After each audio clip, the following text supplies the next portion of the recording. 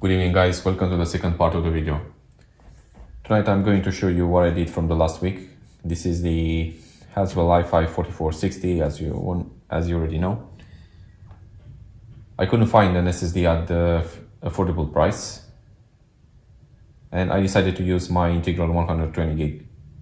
I have installed it right here. Right now the DVD burn is disabled. The reason for that is because this power supply doesn't have the third connector as normally should, and right now is using the SSD. So the first boot device is the SSD 120 gigabyte, and the other is the backup for the Toshiba 1 terabyte. The seller did not lie about the hard drive. That is in great condition, and it is.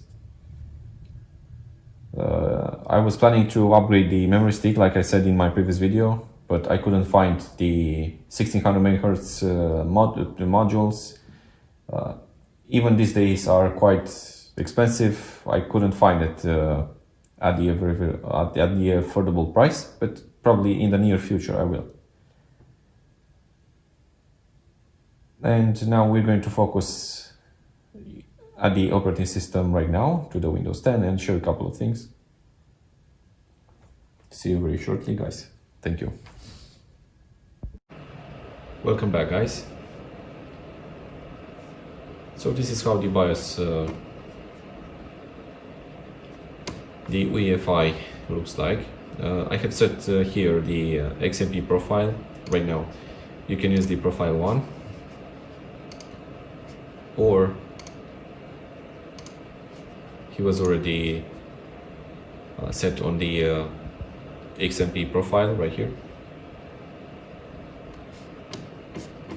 And down we do have the power saving, we do have the normal, the Asus optimal, and the performance mode for it.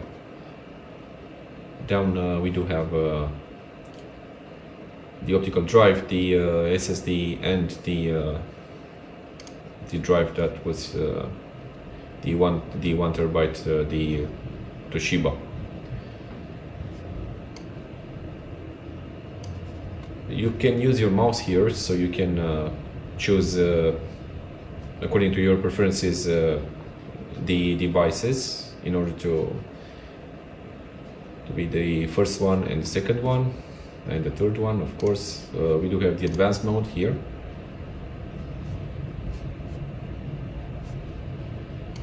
This processor can reach 3.4 GHz in turbo mode speed. Right here we have the one stick of memory, the 40 GB is running at 1600 MHz. The target cache speed is 3.4 MHz. And for the CPU graphics speed we do have 1100. This is the Intel GMA 4000. It can be overclocked, of course, and it does have some nice features. But of course, if you're planning to play on the other games, if you're planning to use it for the gaming, of course it's not going to work flawlessly. You need a discrete separate graphics card. Right here at the CPU configuration, we do have some of the details. We do have the VTX, we do have the hyper-threading technology, which is not supported because it's not i7, it's not the 4770K or 4790K. This is the level 3 cache is 6 megs. And for the, let me show you the monitoring. We do have the CPU temperature right now is reaching 29 degrees Celsius, and of course is the open case. And the environment, right now in my room is quite cold, it's almost 18 degrees. I can choose to ignore this, the CPU fan or monitor. And for the boot, in here I just want to point out something else. If you're planning to use, because I've seen many users with this issue, the CMS, the compatibility support module here, if you want, if you somehow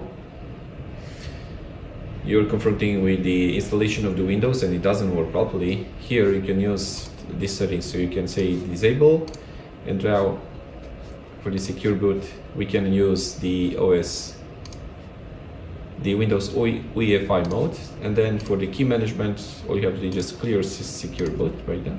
And now if you're gonna try to use your thumbstick with the Windows on it, of course it's gonna work great without issues.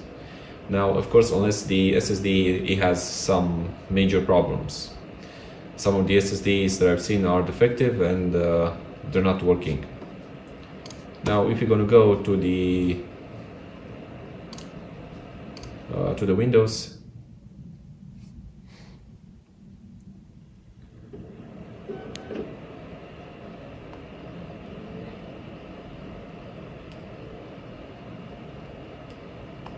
right now I have modified the profile 1 and is using the XMP profile, and it will boot faster.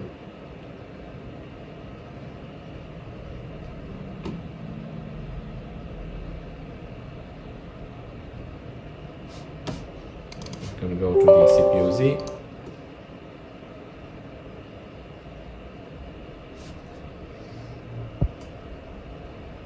This is our processor. Okay. This is my YouTube channel that you already know. And yeah. Okay. So since we have the CPU-Z open, let me show you the motherboard. This is the H81 M-K. It does have the BIOS, it's quite old, it's from 2014, right here. BIOS PD.